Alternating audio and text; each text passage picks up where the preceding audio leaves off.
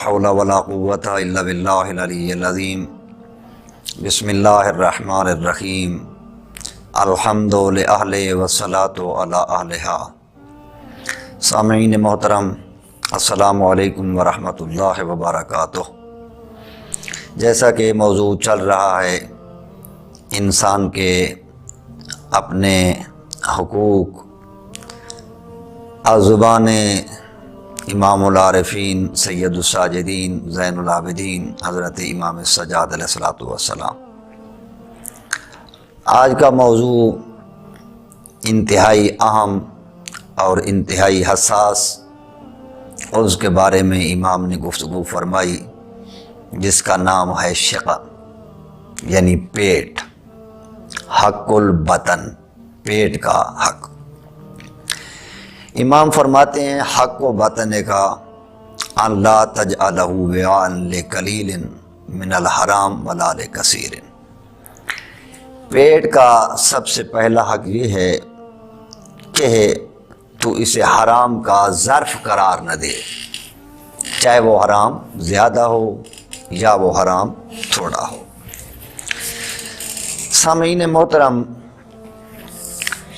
پہلے تو اس پیٹ کو اگر انسان سمجھے تو حقیقت میں یہ پیٹ اور شکم انسان کے دنیا کے آنے کا پہلا جہان ہے، کہ جس میں انسان کی ابتدا ہوتی ہے۔ تو کم از کم اس زندگی میں رہ کے اپنے اس جہان کو پاک بھی رکھنا چاہیے اور اس کے حقوق کو بھی سمجھنا چاہیے۔ دوسرا، اگر اس پیٹ کو برتن کے ساتھ تشبیہ دی جائے تو یہ ایک برتن ہے، اس کے اندر جو کچھ ہوتا ہے وہی کچھ اچھلتا ہے۔ برتن پاک ہوتا ہے تو چیزیں بھی پاک رہتی ہیں، برتن نجس ہو تو چیز بھی نجس ہو جاتی ہے۔ اگر ہم اس کو تشبیہ دے دیں زمین کے ساتھ تو وہ بھی شاید زمین کی تشبیہ بھی غلط نہ ہوگی، جیسا کہ خالق لم یزل نے قرآن مجید کے اندر سورہ اعراف آیت نمبر 58 میں ارشاد فرمایا زمین کے حوالے سے کہ وَالْبَلَدُ الطَّيِّبُ يَخْرُجُ نَبَاتُهُ بِإِذْنِ رَبِّهِ۔ زمین جتنی پاکیزہ ہوتی ہے اور وہ اتنا ہی پاک سبزہ اگاتی ہے۔ وَالَّذِي خَبُثَ لَا يَخْرُجُ إِلَّا نَقْدًا۔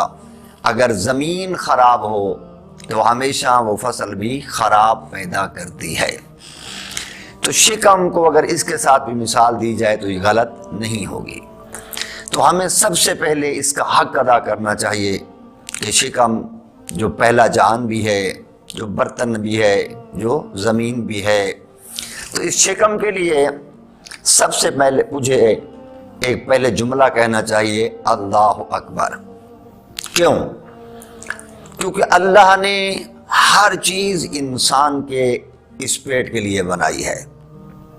اللہ اکبر تو اس لیے کہ میں جتنی ہی اس کی تعریف کروں، اللہ اکبر وہ اس سے بلند ہے کہ اس نے کتنی ہی کائنات میں ہمارے لیے نعمتیں خلق فرمائی۔ اور دوسرا اس شکم کے لیے جملہ اگر کہوں الحمدللہ، تو وہ بھی ضرور کہنا چاہیے، کیونکہ حمد ہے اس اللہ کا جس نے اس پیٹ کے لیے ہمارے دسترخوان پر کتنی ہی بے شمار نعمتوں کو نازل فرمایا۔ تو یہ انتہائی حساس موضوع ہے۔ انسان دنیا میں جو چیز بھی استعمال کرتا ہے وہ پیٹ کے اندر جاتی ہے، کھانے کی، پینے کی، جو بھی ہوتی ہے۔ اور جو چیز انسان کے پیٹ کے اندر جاتی ہے اس کا اثر ضرور ہوتا ہے، چاہے وہ جیسا بھی ہو۔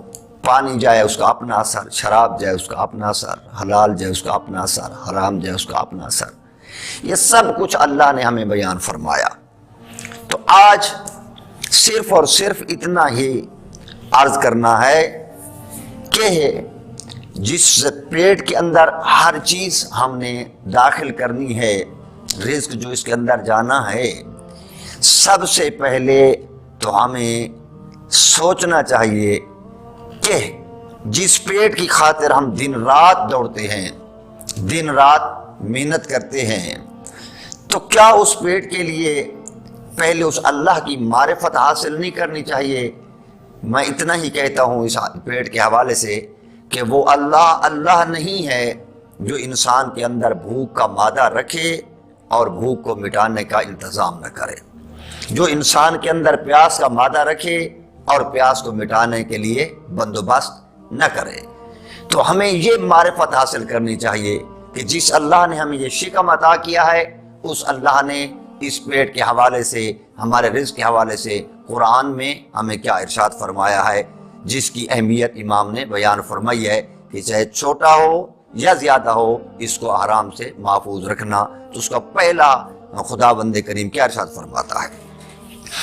خالق فرماتا ہے وَمَا مِن دَابَّةٍ فِي الْأَرْضِ إِلَّا عَلَى اللَّهِ رِزْقُهَا وَيَعْلَمُ مُسْتَقَرَّهَا وَمُسْتَوْدَعَهَا۔